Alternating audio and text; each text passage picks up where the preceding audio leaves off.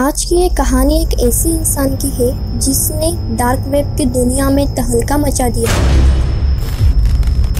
एक ऐसा मास्टरमाइंड जिसने $23 मिलियन कमाए, छुपकर, बिना किसी को पता चले। लेकिन जब इन्वेस्टिगेशन टीम्स को इसके बारे में जानकारी मिली, उन्होंने एक ऐसा प्लान बनाया जिसने पूरी डार्क वेब कम्युनिटी को हिलाकर रख दिया। डार्क वेब की शुरुआत और सिल्क रोड का उदय 2010 के आसपास डार्क वेब की पॉपुलैरिटी तेजी से बढ़ गई थी। लोग जानने लगे थे कि क्रिप्टो करेंसी का इस्तेमाल कैसे करके कोई भी बिना अपनी पहचान बनाए किसी भी चीज को खरीद और बेच सकता है। इसी दौरान एक वेबसाइट सामने आई, सिल्क रोड। ये वेबसाइट एक ब्लैक मार्केट की तरह थी, जहां ड्रग्स, नकली डॉक्यूमेंट्स और अन्य गैर कानूनी चीजें खरीदी जाती थी। कुछ ही महीनों में एक वेबसाइट ने लाखों यूजर्स को अट्रैक्ट किया। अथॉरिटीज ने करीब 2.5 साल तक इसे ट्रैक किया और फिर इसके फाउंडर को गिरफ्तार कर लिया। उसे लाइफ सेटिंग मिली। सिल्क रोड के बाद क्या हुआ? जब सिल्क रोड को बंद किया गया तो सरकार को लगा कि लोग डर के मारे अब डार्क वेब छोड़ देंगे, लेकिन हुआ उसका उल्टा। लोगों ने इस मौके को अवसर की तरह देखा और कई नई वेबसाइट बन गई।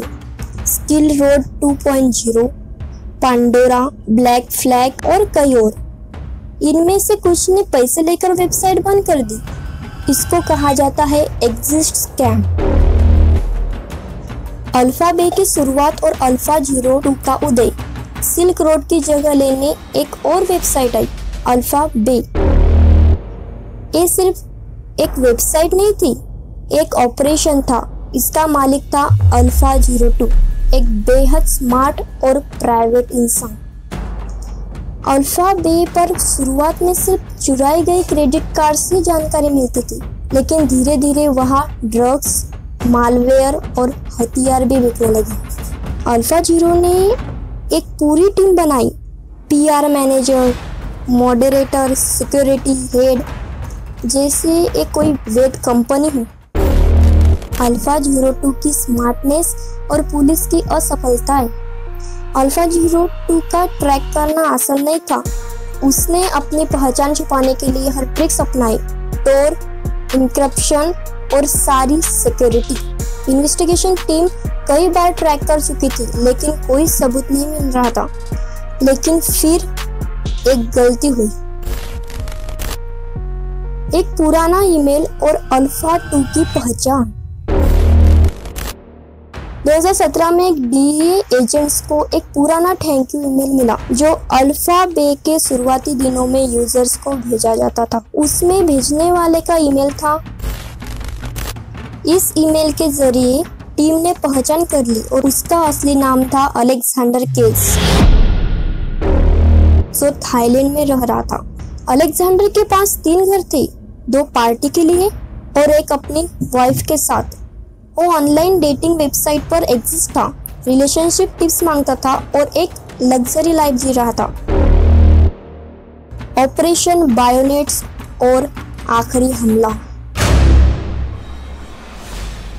FBI और डच अथॉरिटीज ने एक बड़ा ऑपरेशन प्लान किया, ऑपरेशन बायोनेट। मकसद था अल्फा बे और उसकी यूजर वेब को ट्रैक करना और एच मार्केट, एक दूसरी वेबसाइट को भी बंद करना। एक सुबह अलेक्जेंडर के घर के बाहर एक कार ने जानबूझकर टक्कर मारी। जैसे ही वो बाहर भागा देखने के लिए, FBI की टीम ने उसे गिरफ्तार कर लिया। वो अपने घर की तरफ भाग रहा था क्योंकि उसका लैपटॉप अनलॉक था, जिसमें अल्फा बे के सारे क्रेडेंशियल थे। The end of alpha 02। Alexander's को गिरफ्तार कर लिया गया। अल्फा बे को भी बंद कर दिया गया। हजारों यूजर्स की पहचान ट्रेस हुई और दूसरी वेबसाइट एच मार्केट को भी शट डाउन कर दिया गया। कुछ हफ्तों बाद अलेक्जेंडर ने जेल में सुसाइड कर लिया। अल्फा जीरो की कहानी एक ऐसा उदाहरण है कि चाहे सिस्टम कितना भी स्मार्ट क्यों ना हो, अगर आप किसी गैरकानूनी चीजों में हो तो एक ना एक दिन गलती होगी और कानून आपको ढूंढ निकालेगा।